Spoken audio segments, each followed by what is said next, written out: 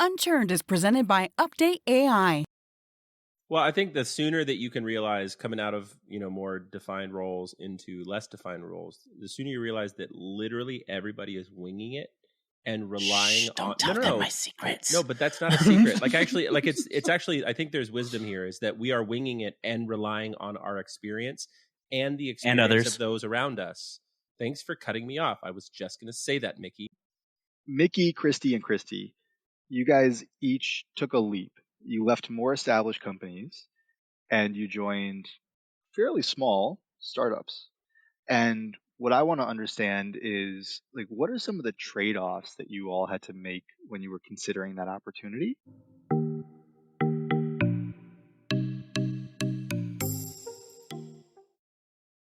Hey everybody, welcome to this week's episode. Happy post-Thanksgiving. Hope everybody has awoken from the, what do you call it? Tryptophan coma. Thank you, tryptophan.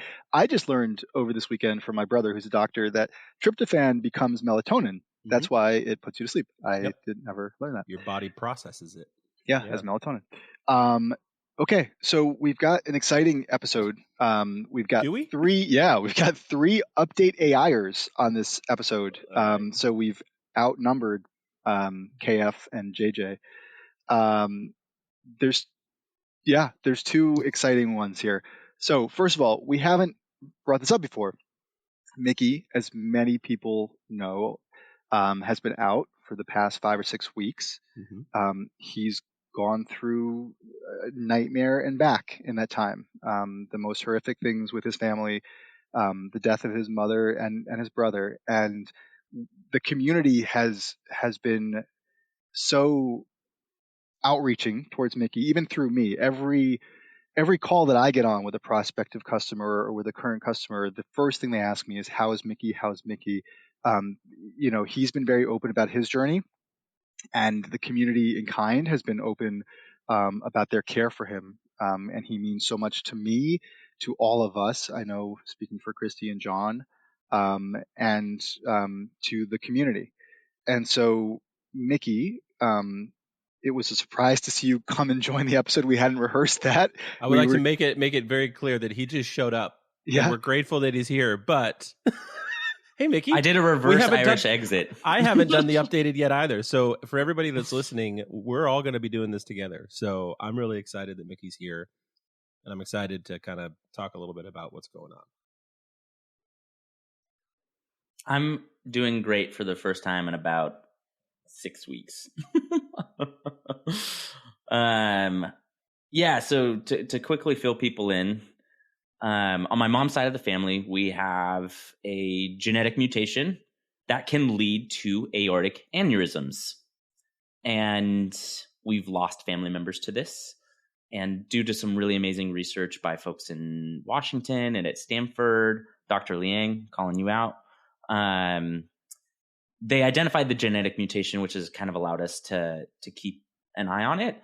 But my mother had the gene. I actually found out 2 weeks ago that I also have the gene.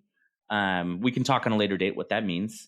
But shitty genetics led to my mom having heart problems for many, many years. She actually had her aortic valve replaced in 2014, which you can imagine is a really, really intense procedure. So she just always had heart problems, even though by all other measures, she's been very healthy. And she had a heart attack while visiting my brother Reed in Santa Cruz. She was without oxygen for 15 to 20 minutes, which unfortunately you just can't really survive. Also kudos to Josh's brother Dan, who got on the phone with me a day later, because he's what is he, Josh? He deals with stroke. Yeah. So he kind of talked me through some of the things, but it was pretty clear that once she had that heart attack and she was down for 15 to 20 minutes, there wasn't really any way to recover. So all of our family, we all from everywhere we were showed up in Santa Cruz, said goodbye to my mom, laughed and cried and were angry and were sad and drank and ate and slept and did all of those things together. My mom is Portuguese and Italian, so you can imagine that the Food is just Yeah. the Lots of center. food, Amen. lots of drinking, lots of boisterous, lots of Portuguese, Italians, which is great. Mhm. And my eldest brother, Seth, also has the gene, has had decades of health problems. And he was really struggling. And just because, for anybody who's a first child, I'm not. I'm the youngest of 4 boys. But what I've seen is that the oldest have a special relationship, especially with the mom. And he really struggled. And when we got home the Friday after my mom passed, he ended up having a brain hemorrhage, which means he's bleeding in the brain. And at the same time, he also had a dissection of his carotid arteries going into the brain. And what that meant is that to treat one, you have to do something that's going to make the other worse, and vice versa. So we had this really amazing doctor who just happened to be in my hometown, even though he's the professor of neurology at USC. And this is Visalia, California, where I'm from, where he happened to be. So about the best doctor you could hope for in that moment. And he basically said, hey, it's like the same situation with your mom. He's essentially, for all intents and purposes, brain dead. And the best path forward is actually to let him go. So we did that on Saturday night. So not even 3 days later. I know on LinkedIn I post 4 days, but I think I just didn't do the mental math. It was 3 days later. And so I just kind of disappeared, because all I could do was process and be with my family and try to help them and try to lean on them. And now I'm starting to feel ready to come back, in part because I've had such amazing support from everybody around me in the way that I've needed it, whatever that is. Some people it's emailing me, some it's text, some it's a phone call. Some people it's just sending me a message and saying, no need to respond, but I'm thinking about you. And I'm grateful for everybody here, including our newest member, Kristie Gaunt, who came on in the middle of her interview. I was walking around being so my mom and brother died and I'm totally distraught, but let's, talk about you joining the team. So, which is crazy, but I really appreciate and love Kristie for that. And now I'm coming back. I've had a lot of time to think and to process and to see how we can all grow together. Josh, you're more than welcome to announce my promotion if you want. Otherwise, I'm going to do it. That's why Mickey really came on the show. So yeah, it's been a really, really horrific 5-6 weeks. I've come to terms with the fact that that pain will never fully heal, and that's okay. And I'm really excited to get back to work, while of course still doing all the things that'll come up and yada yada yada. So I'm going to stop there, otherwise I'm going to nervous talk for the rest of the episode. Well, we're happy That's to have it. you All right, back. goodbye, Mickey. everybody. Yeah, have a good day. And good night. Well, no, but I can say this because I'm the other guy on the microphone. It's been not the same without you here. And Thank you. I've missed the hell out of you. Missed you too. So it truly is not the same group. And I got kind of tired of Josh and Kristie. So I wasn't even here for half of the episodes. Relax. I know. We actually we're going to get to our guest, but her name is Kristie too. So this is going to be a really great listening experience for our listeners. Kristie. Yeah. Should we do a round of introductions again? Yeah. Sure. Who are we today? I just want to add though one last thing on this. So really, Mickey, I'm not just saying that. In almost every call that I got on over the past month and a half, people were asking me, the first thing they were asking me was about you. And what do I say? Oh, he's good. He's okay. No, he's not. Yeah, I'm not okay. But so what I did say, because I felt like this was the best representation, and I didn't mean it. I said it in a way where I hoped it wasn't reductionist either. Is all things considered, he's amazing, because what you've gone through, what you're still going through, what you will go through, is obviously horrific. Somebody actually told me last year they had lost both their parents, and they said that I'm going to go on a tangent here. They said that one of the worst things you can do is tell somebody that they're being strong, because that is like reductionist, right?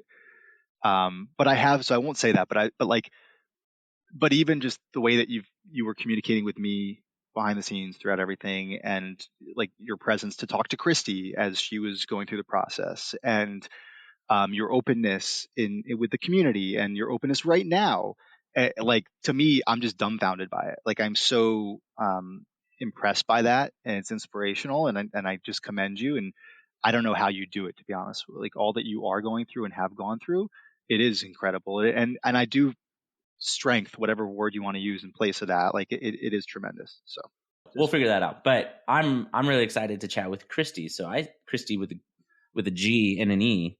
So I say we get into that. All right. Kristie, tell us a little bit about yourself, your background here, kind of where you've come up through in your career. Can you tell us a little bit about Gainsight and then what you're doing today with us at UpdateAI? Everyone here knows Gainsight? Is that what? Could you explain? What do they do? Yeah, what? No, let's not make that assumption that everyone knows. We've learned that we can never assume anything. We get yelled at by Josh's listeners. Okay. Only Josh's listeners. Our listeners are great, but the ones that Josh knows, they're not as kind. So I think we should explain. Gonna have to dig into that in a little bit.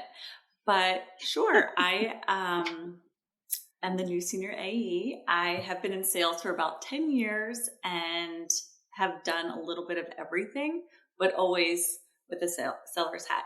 So I started by being a selling manager for anthropology. I moved into IT sales, and then I forgot my brief stint, 3.5-year stint as a investor relations and marketing manager for a private equity firm. So that was interesting. Then I pivoted really into sales. So it was IT sales. Then it was medical device sales. And then most recently Gainsight, where I pivoted from medical device. It somehow translated that into being chosen to be an AE at Gainsight, and then fell in love with customer success. Gainsight as a whole, I had been there for a little over 2 years until Update's recruiter creatively reached out to me, Hamish. Shout out Hamish. Good old Hamish. Kristie's best friend. Oh, I actually watched that podcast. I'm sorry about that. I think that's the most joke one we've done. It actually is the highest rated, most viewed. Wait, so Hamish is your recruiter? Yeah. That we like Hamish. You hired him. We didn't treat him like we like him, but well, see, I'm outside of the UpdateAI bubble, so I only have the experience on the podcast. Do you want to come into the bubble? No, well, listen, Josh and I already talked about that. Can you guys stop? Mr. CCO. Josh, stay outside the bubble with me, please. John, please stay with me. I didn't know that you guys had hired him, so. But we're not letting this derail into a conversation about Hamish, no matter how many more eyeballs that gets the episode. Fine. I love Hamish. He's a great guy. So much. Yes, he's really good at sales stuff. He did a great job. No, listen. I'll tell you what. Hamish came to me. I told Hamish we were looking for this role. We had dabbled, I guess, a little bit in trying to look for the person on our own. Hadn't gone full throttle, but had struggled a little bit. And I told him what we were looking for. And he said, great, I'll get you the perfect candidate. And I'm going to line up, half a dozen folks. And one of those people is going to be like your absolute person. And he was so confident about it. And then I think Kristie's profile was the first one that came back to me. They all came back in a slew, but I think hers was the first one that I saw. And I was like, oh my God, yes, whatever you've just been so confident about delivering, you have delivered. Yeah. So we were thrilled with bringing Kristie on board. Kristie Feltruso, now's your chance to know every deep, dark secret about working at Gainsight. All the competitive intelligence that you I feel like I don't not know. I've been buying Gainsight for 10 years. I don't know. I feel if anybody, yeah. I feel that probably I know enough as an outsider. So I don't need to probe, Josh. What was the highlight? Kristie Gaunt. I hate this. KGKF. That's what we're going to You can call me KG. That's fine. Okay. KG. You can just call her Kristie and I can be KF. It's fine. I'm not getting into this. You derailed him. I'm not getting in the middle of this. I saw his brain stop. Leave me outside that bubble. KG, what was the highlight of your working at Gainsight? Well, honestly, all of it. It really is what people say it is. It is the best company I've ever come in contact with. I couldn't believe that I got hired there. And then from the moment, even in my interview process, every single person was as cool, if not cooler than the last, and very, very smart. So I was like, whoa, I just want to learn from this. So we'll see how it goes. And then I think closing my first 6-figure deal in the first 6 months as an AE was like shocking, and also like, oh shit, like now I know why they hired me, I just needed to believe it myself. So that was a big deal to me. And what was it about the culture? Well, because it sounds like culture is a huge fan, and so we're not also going to go into like a 30-minute derailment about Nick Mehta, but like, what was it about the culture at Gainsight that was so appealing? Well, I won't go into the derailment, but it does start at the top. He is exactly how he is and portrays himself to be internally and externally 24 hours a day, 7 days a week. I think there's 12 of him, and do you think he sleeps? Honestly, he strikes me as the guy that doesn't. Yeah. Maybe a 4-hour sleeper. I'm not sure. I'll text him. We'll see. No, I'm just kidding. I really and I haven't even met him in person, guys. So that's the craziest part. He was able to, influence this kind of culture throughout a 1,000+ person company, and make everyone feel like they were someone and something really, really important. And where I was in my life personally, I really needed something like that. I just didn't even know that it existed. But the most supportive people we have, instead of HR, it's called teammate success. We literally, our sales team literally had one person that was responsible for ensuring that we were happy.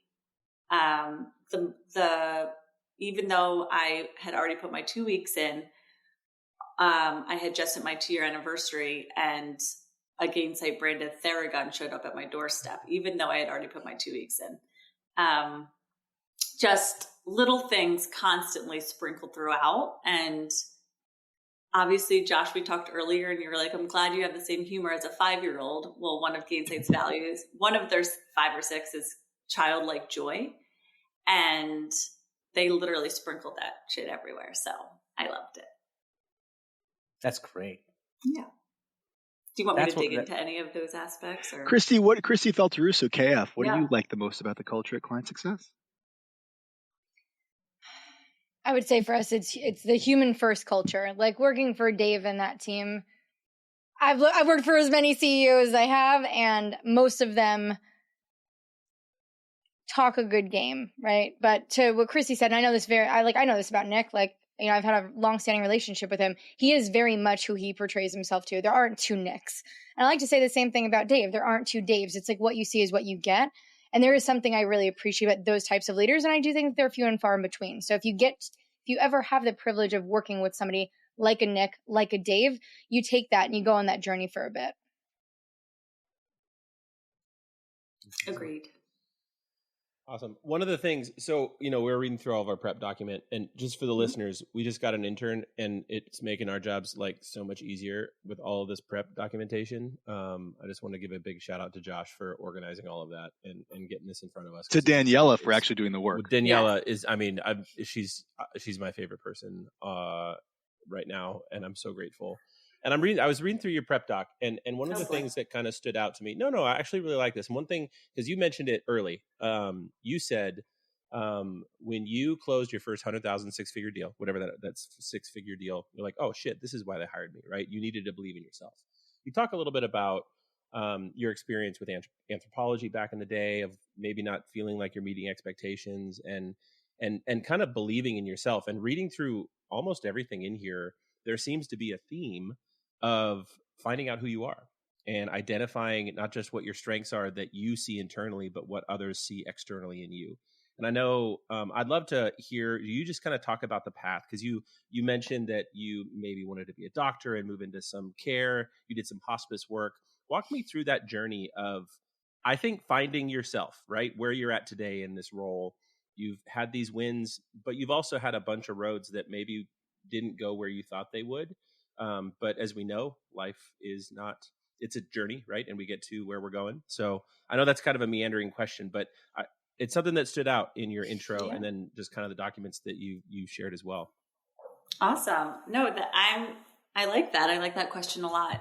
And to be totally transparent, I don't think I'm exactly who I am for the rest of my life today. I think we're ever evolving, ever growing. And if I'm not growing, I've learned I don't like it. So if I get too cozy, I used to just want to be settled and comfortable and stay exactly where I was because I don't want to change this moment. But there's no fun in that. There's no growth in that. But yeah, going back to anthropology, all my friends had these like corporate jobs and like at the time, and I graduated in 2008, 2009. And at the time, you know, everyone was moving to New York or doing this. And I'm like, I'm going to work part-time in anthropology at 22 because recession's about to hit and here we go. But I very quickly moved up there. That being said, I still in the back of my head heard this voice being like, you're not enough. Like you're not doing enough. Like I want more for myself. And so I was like, what does that even mean? I ended up moving to downtown Philadelphia and could not afford living downtown on a retail salary. And a private equity firm took a chance on me and was like, you're going to be a marketing manager. This is age 24, 25. And I had this office and I'm just like, imposter syndrome wasn't like a thing back then, but I was like, I have no business being here. Everyone went to Wharton. I like scraped by at St. Joe's, like, what the F am I doing? But like, I learned so many things that I hated. I learned so many things about myself that I really needed to work on. And I had to grow up very quickly. And from there, it was just like, I know that marketing and sales is really my forte. I just don't know how do I get there? There's just so many things in this. The world is like, do this, do that. No, you can't do this. If you do that, that's not cool. Like blah, blah, blah. I'm like, when are you going to trust yourself? So, still don't really trust myself at that point, by the way. So then I worked for Apex System, which is a recruiting firm, and I was pretty good at it. I was an account manager, took on some really big accounts there, and just felt like I still wanted so much more for myself. And my family is big in healthcare. My dad was a healthcare executive. My older sister, who Josh met randomly on Bluetooth the other day, Kate, she's in healthcare and she's done really well as, and my little sister's in healthcare and my brother. And so I was like, I need to do that too, because I do what the Hoopins do. Of course, again, not me. And so I worked in med device for 3.5 years. And then we moved to Charleston for during COVID and from Philly. I felt like in Philly, I just wasn't like getting out of this bubble that I had comfortably gotten myself into. And I was like, I don't think I'm happy here. So I ended up serendipitously, somehow they opened up an opportunity at my med device sales company and to move to Charleston. And I did that. And then I was driving all over the place, like hours and hours. I had a 3-year-old and I really was unhappy again. And I'm like, shoot, this is horrible. Like I moved my husband and my little son here.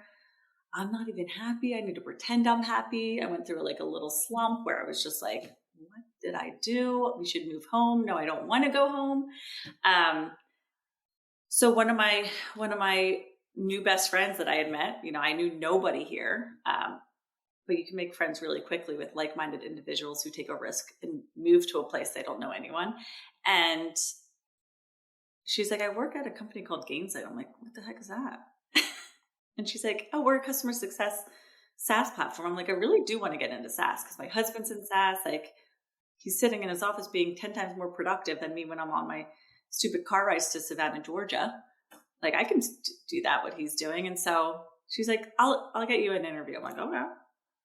And then interviewed 13 rounds It's normally not like that. 13 rounds. I was going to say, is that normal? 13 rounds is like there was like a record quite scratch when you said that. For the record, I gave Kristie 2 thumbs up after one phone call. One 20-minute phone call. Thank you. Okay, without completely derailing. Yeah. Wait, without completely derailing, who did you meet with? Like, without giving every name, like, what were the functions or the roles? Teams. Like, 13 is so much. Okay. My friend Jen, love you, Jen, accidentally referred me to an enterprise account executive role where most of those AEs were veterans of SaaS and B2B tech or B2B sales, and worked for like Zoom or all these big tech companies. And they're like, we like you. Like, we really do. But we don't think you're going to like this enterprise position, and you're just not qualified. But like, you have Gainsight in you. And I'm like, oh, okay. Like, whatever that means. What's customer success? And so you have Gainsight in you. That is the most aspirational interview. Yeah. No, but I can see you're it definitely in you.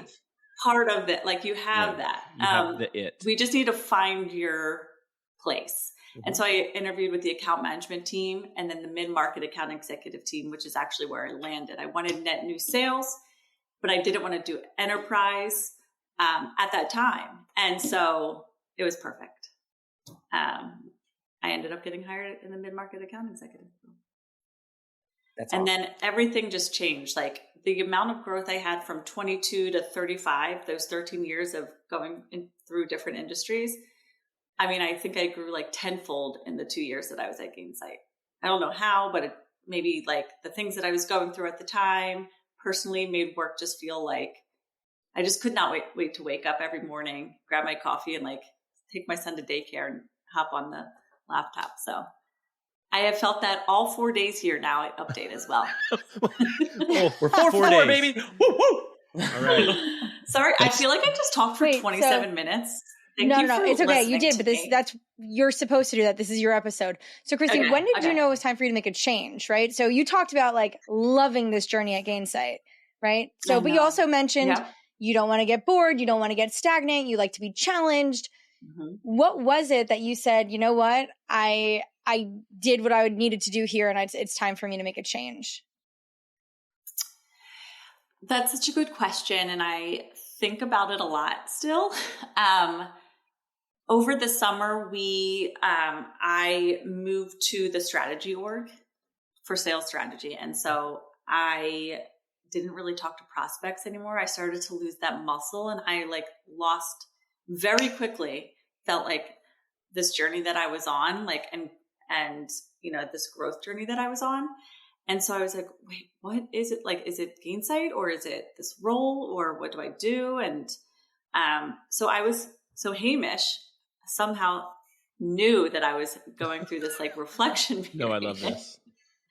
And I got a voice memo in my LinkedIn inbox.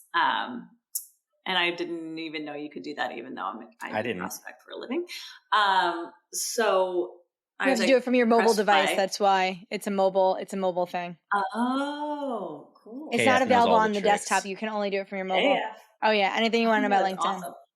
Okay. We'll circle back. She's a bit of an influencer. I know. I follow her on LinkedIn. So let's see. Air flip for everybody who's listening and can't see. Oh, is this the part of the segment where our guest is then going to go oh, I can't believe I'm talking to Kristie Faltarusso. I follow you. I love you. Blah, blah, blah, okay, blah, you stop. No, she's telling us. No, Hamish reached out to her. She got her voice memo. Stop cutting her off. I want to hear this story. So, Kristie, he also, pitched Josh you Chelsea in his voice memo. Good on you. No, I know. It's not his color. I'm an influencer too, by the way. Oh, I know. You guys are all influencers. I am not one. So help me be like you. No, I'm just kidding. Yeah. So Hamish, he gave me a voice memo, very creative. I pushed play, heard an Australian accent, heard AI, heard founding AE. I was like, it's going to be hard to get me to leave Gainsight, Hamish, but I'll give you a conversation for that creative way to reach out to me. Yeah. What do you think? Do you think the word founding made a difference in your initial impression and reaction to the opportunity? Well, yes, because I knew founding means you're not really just an AE, you're customer support, your customer success, your marketing, your everything, strategy, and I wanted it all. So yes. And there's room for growth, right? And that's actually like the first tactical thing that Hamish and I talked about, because we actually co-work from time to time together in New York, and I was sharing with him some like my job description, and he's like, change that to founding AE, and that'll get a lot more intrigue. From the right people, because Kristie's the right people. We Builders. wanted somebody. One of the things I always look for, and this is why I think Josh and I hit it off, is like I look for people with founder mindsets, even if you're not a founder right now. Mm-hmm. So as soon as I can't remember what you said, Kristie, but you made it very clear that you have that, whatever that is, and I was just like, yes. As soon as you've got UpdateAI in you, you've got UpdateAI in you. That's right. I won't tell you which part where, but it's in there. Okay, stop. Oh, Kristie was so savvy in this. I think it was inadvertent, although perhaps it was part of her master plan. But I was in a Slack like thread with her, and I think she hadn't even started officially yet, although she was like already helping us with stuff. And somehow, like organically through a Slack conversation, within like 30 seconds, it was like, okay, we're gonna change your title to senior AE. I was like. And I was like, wow, if she can negotiate that well with our sales prospects, then like this is going to really work. So, a little tip for all of the potential customers out there. Josh is bad at negotiating. Mm-hmm. Seems like Kristie is pretty much good at negotiating. Yeah. So like if you want a discount, go talk to Josh. He'll give it to you. That's why I don't call you Mickey. You don't even have to ask. I'm just saying. He will negotiate with himself. Yeah, he'll just negotiate with himself. I think I can do better. Yeah. I'm going to sell you more if you come and talk to me. I want to bring this conversation to a topic here around, because like our supposed listeners are in theory, our listeners in theory want to understand ways to grow their careers, and they listen to these stories about our guests and our own experiences as benchmarks to their own growth and development professionally, not personally. And Mickey, Kristie, and Kristie, you guys each took a leap. You left more established companies and you joined fairly small startups. And what I want to understand is, like, what are some of the trade-offs that you all had to make when you were considering that opportunity? Because that's something that I think many listening to this can relate to. And they want so desperately to go and do their own thing as a solopreneur or for a startup, but there's trade-offs. There's a mortgage, there's kids, there's this, there's that. Kristie, we can start out with you, but then I want to let Mickey and KF respond as well. And you can be honest if it was like, I just wanted a slice of the pie. Can I go last? Yeah. All right. So I'll respond as Mickey. Mickey. This is how Mickey responds. I just wanted a slice of the pie. There were three things. I wanted to take a risk, so I took as much risk as I could with the support of my wife, Kai. Like I really probably pushed it to the limit of what she would tolerate in terms of risk taking, because I have a mortgage and cars and a daughter and a family and a wife and yada yada yada.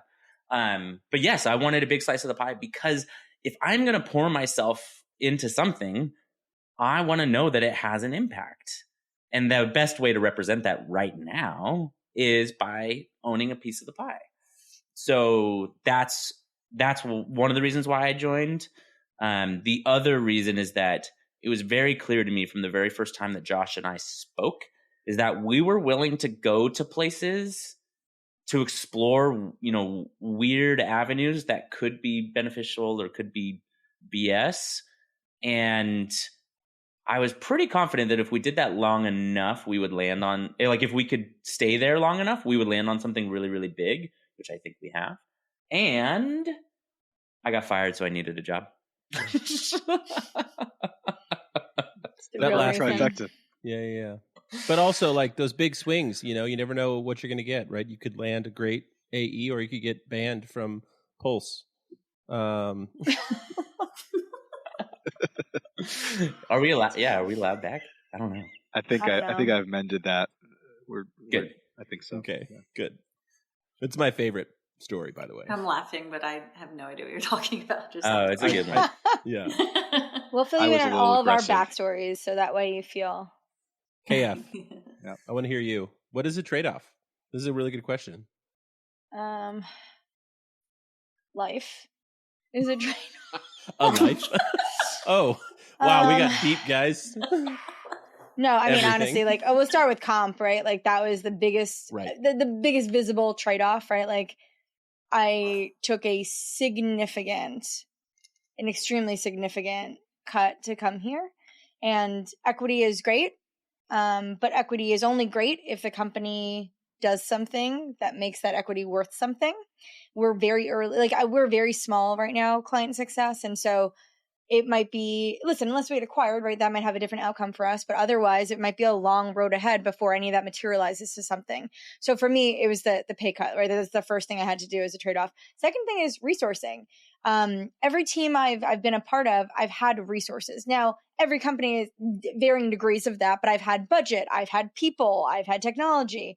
I've had a lot less of that here at ClientSuccess, but I've been able to be very creative, right? And so I feel like I've done a lot with a little and have been successful in doing that. So I think for me, I've learned how to do things without, which has been cool. But knowing that I came into an organization where I would not be able to just hire a ton of people and buy whatever technology I thought I needed and do all of the things, right? Even travel to go see customers as much as I want or participate in events the way I'd like to.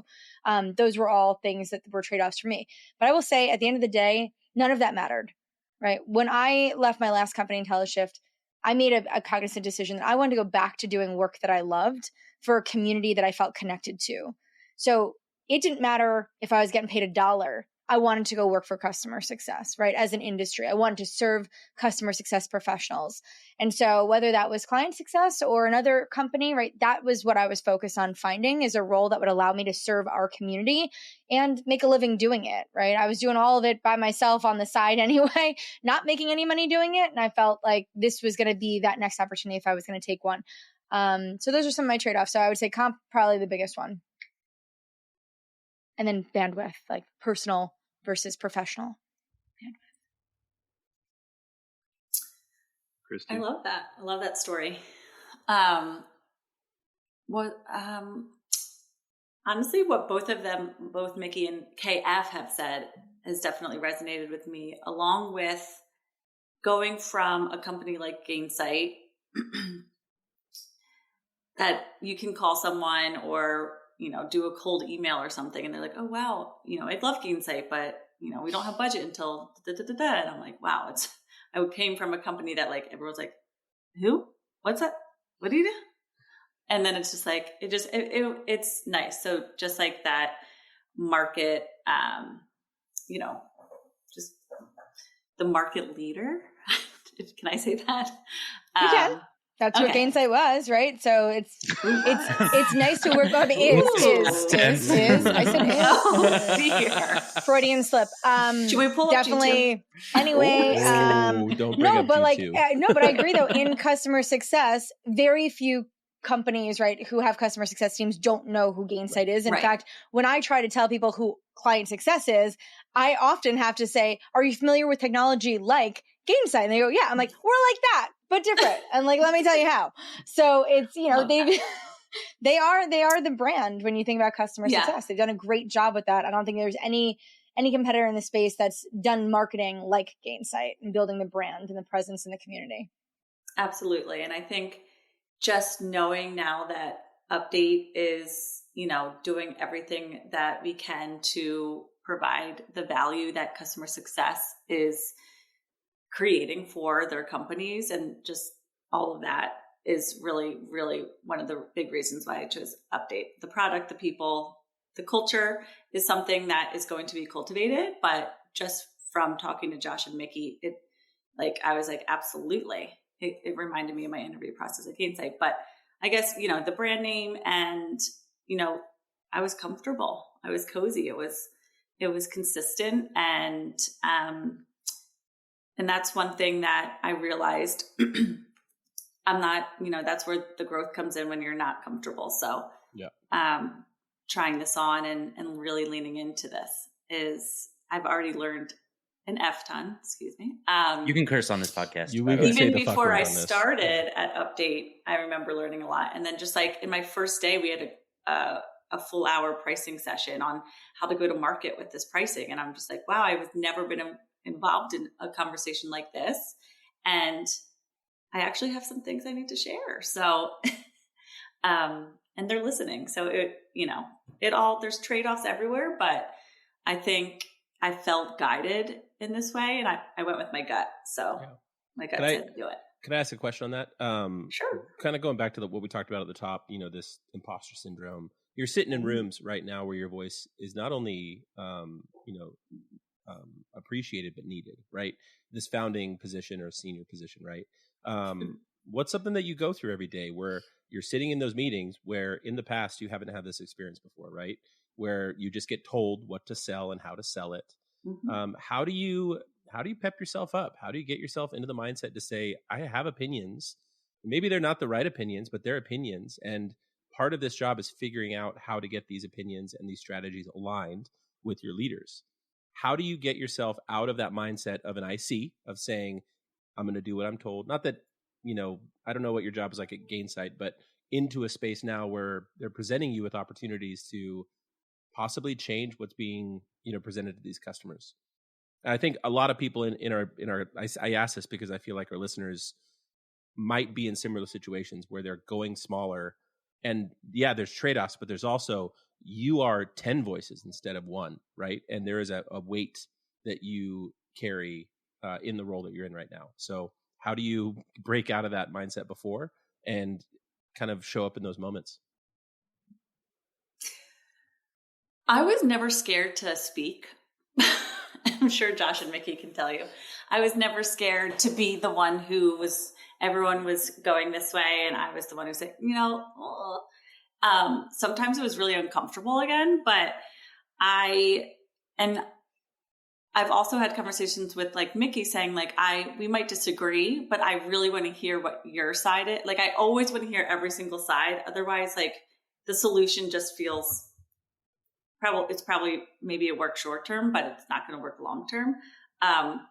So I just continuing to trust my voice, but also, I think we're all winging it a little bit. Yeah. And before, when I was like, wow, Kristie, you're like hopping industries, like the theme was always in sales, but I did jump around to industries, but like changing your attitude, changing your mindset, that's like saying like, wow, instead of having like a fixed mindset, having that growth mindset, being like, yeah, now you know a lot about a lot of industries, and you can take a little bit from here and a little bit from your private equity background and help with fundraising. You can go take a little bit about like your healthcare experience and have that empathy that customer success is so good at. And then all of that selling experience and to, hopefully close some deals. So, it is really nice feeling like I came back to a place where I'm not only heard, but also it's being like taken seriously and being put into practice, and we'll see if it works. But I don't know. It feels good. I think your washing machine is on. My garage door is open. Oh, your garage door is open. There's a 6-year-old walking in, so Godspeed. Oh, hi, Nolan. Here we go. And I want to say also, like, we all have imposter syndrome. One of the things that Kristie's, that is Kristie's first day of work officially. Oh my God! You brought her on a podcast on her first day. But here's the thing. And listen, like, I'm not necessarily saying that everybody has to be so generous with their time and attention as Kristie has been. It doesn't feel like to any of us that it's her first day, because she's already set up on everything for weeks now. She's already been working on stuff. She's already been in calls. She's already a trusted partner. Again, like, people have to have like their own personal decisions on like boundaries, but like she has just leaned all the way in. And so, I mean, for me, like, if she's faking it, then she's making it, because like if she feels imposter syndrome, like, she's overcome that with enthusiasm and with like brute force proactivity for sure. Well, I think the sooner that you can realize, coming out of, more defined roles into less defined roles, the sooner you realize that literally everybody is winging it and relying don't tell them on my secrets. No, but that's not a secret. Like actually, like it's actually, I think there's wisdom here is that we are winging it and relying on our experience and others, the experience of those around us. Thanks for cutting me off. I was just going to say that. We think alike. I love you. I know. No, but that's the thing is like, I feel like people think this is like a big, like, oh my gosh, everybody is winging it. It's like, no. That's called, we're creating things out of nothing. There's zeros and ones. Like, that's why we have GTM models. It's why we have all of these things, because we're just throwing things against the wall and seeing what sticks. So I really like your mindset here. And I think you are setting yourself up for success, not just with Update, but with what comes next too, to say, hey, I'm acknowledging that we're just going to rely on the experiences, and my experiences, that's the key. My experience are valuable as well. And as soon as we can get ourselves to have that internal dialogue to say, what I've experienced and succeeded in is valuable and offers me a seat at this table. And I think you're proving that. Just the fact that it's your first day and your boss brought you onto a podcast about customer success, and you're like, yeah, okay, let's do that. That's part of my onboarding. Let's do this for every new employee, Josh.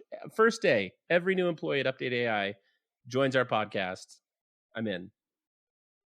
If he's like, maybe not every employee. No, I don't want to bore you guys. If we want to make every episode an advertisement for UpdateAI, sure. But I don't want to be fair to all of us, because we will support you emotionally and sometimes financially, and occasionally get a paycheck. I keep telling you it's in the mail. TBD on that one. All right, guys. I think it's a wrap. Kristie, welcome to the team. Thank you. Mickey, welcome back. It's so good to be here with all you guys today. Okay, until next week. Happy post-Thanksgiving, everybody. Happy Thanksgiving. Happy holidays. Love you all. Me.